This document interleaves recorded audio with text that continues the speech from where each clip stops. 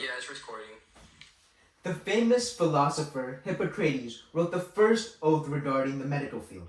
Known as the Hippocratic Oath, it outlines the precise curriculum doctors should follow in order to maintain their integrity and uphold the standards shown for medicine. Translated from its original Greek language to English by Ludwig Edelstein, a former professor at Johns Hopkins University, the original Hippocratic Oath states, "I will use those regimens which will benefit my patients according to my greatest ability and judgment, and I will do no harm or injustice to them." Prejudicial values based on racial discrimination violate the Hippocratic Oath's understanding of promoting health for every patient present in a doctor's care. Racial discrimination plays a prevalent part in American society, and the treatment minorities receive in their everyday lives is believed to be subpar. As racial discrimination is exposed within various sectors as an issue in the United States society in the 21st century, a question arises. To what extent might racial discrimination affect medical treatment in the United States? Throughout my high school years, I've had the opportunity to write a research paper regarding the astounding effect that racial discrimination has on the medical field. I've also been able to receive a 5 on the AP seminar exam as a result. And I am currently working on analyzing data patterns of high school clinic patients within Marion County in an effort to forecast future incidents. Throughout this speech, I will introduce the various issues plaguing the medical field in terms of racial bias, a lack of available knowledge to medical students, the moral understanding of individuals being resistant to status quo, as well as the racial disparities faced through screen testings diagnosing various diseases are some of them. A lack of available knowledge to medical students can cause racial bias to be prevalent in today's society. A pertinent part of the problem of racial discrimination within the medical field is the lack of adequate medical textbooks depicting darker pigmented skin. Matter of fact, in a study conducted by Ademide Adlakun, who is affiliated with the Perelman School of Medicine at the University of Pennsylvania, and her fellow researchers in regards to the illustration of skin color in dermatology textbooks, shows that only a measly 4 to 18% of images show darker skin tones than that of the traditional white individual. The tone of one's skin can cause sure signs of diseases to show in an altered manner. Thus, those that lack the knowledge of how these signs are depicted on darker skin will not be able to diagnose the disorder correctly. In Adlakun's study, the researchers scored tests used in the present day and found that these textbooks fail to represent the minority populations in the United States accurately. Minorities comprise 23.7% of the United States population, the 2021 U.S. Census Bureau finds. The comparatively minimal representation in the medical field study sector promotes future discriminatory practices by medical professionals.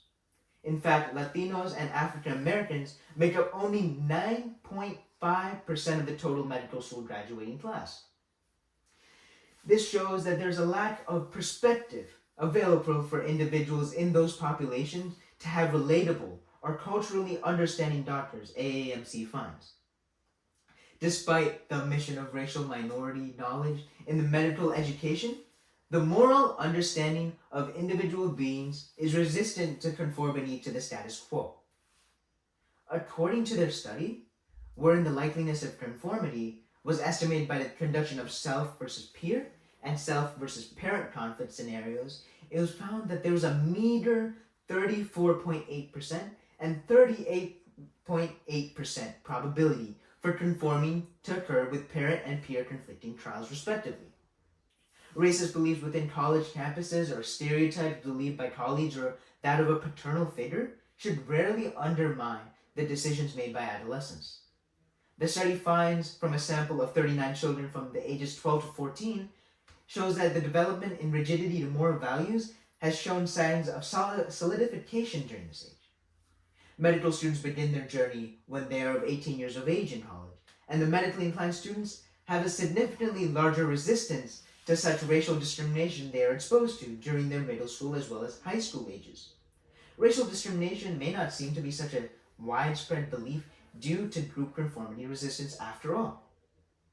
Whilst external influences from peers and parents are taken into consideration by the majority of adolescents, in a study of racial bias on physicians by Irene Blair, who is an employee at the Department of Psychology at the University of Boulder, and her researchers, it was found that there's a moderate level of racial bias against African American and Latino patients by practicing physicians.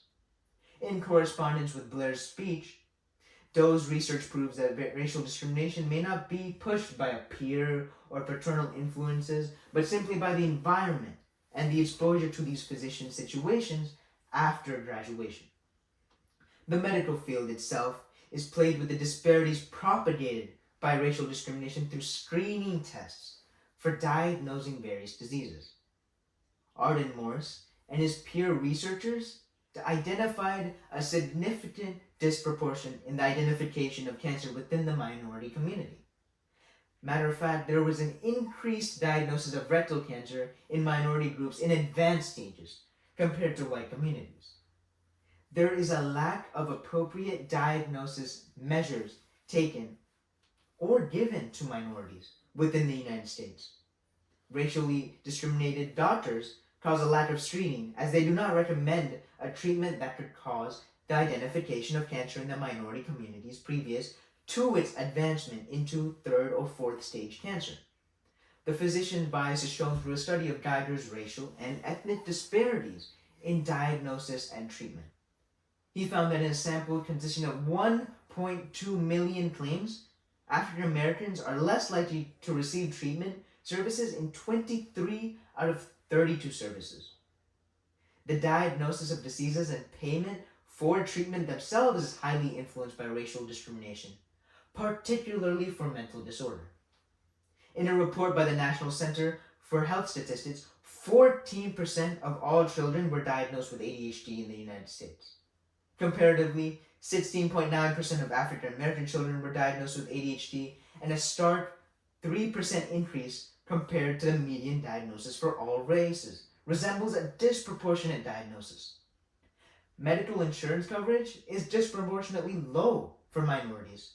Samantha Artiga of KFF, a National Library of Medicine certified non-profit organization, found that despite a general decline in uninsured rates for the non-elderly population, racially, American Indian and Hispanic minorities have higher rates of non-coverage compared to the white individual figure of 7.8%. These rates are approximately triple. This occurrence has been consistent from 2010 to 2019, showing that the racial discrimination has been systemic throughout the medical system integrated into the United States. Mediated by racial bias, this lack of coverage directly correlates to accrued medical debt within minority households. So what can we, future medical professionals, take away from this? Bias throughout the entire medical field of the United States, from the diagnosing physicians, the surgical sector, and the medical insurance programs, contribute to the racial discrimination faced by minority communities when seeking medical aid. In a society in which racial equality is one of the foundational values, its effort to maintain significance is undermining such a pillar. Racial discrimination is apparent within, and if further efforts are not made to minimize its effects, it will continue to be prevalent. The lack of adequate knowledge in medical schools, the influence of external and internal biases, and the disparities propagated through the screening tests have contributed to the problem of racial discrimination in the medical field. So as we continue to navigate the complexities of race and healthcare, it is crucial to remember the Hippocratic Oath and the commitment to do no harm or injustice to patients. Thank you.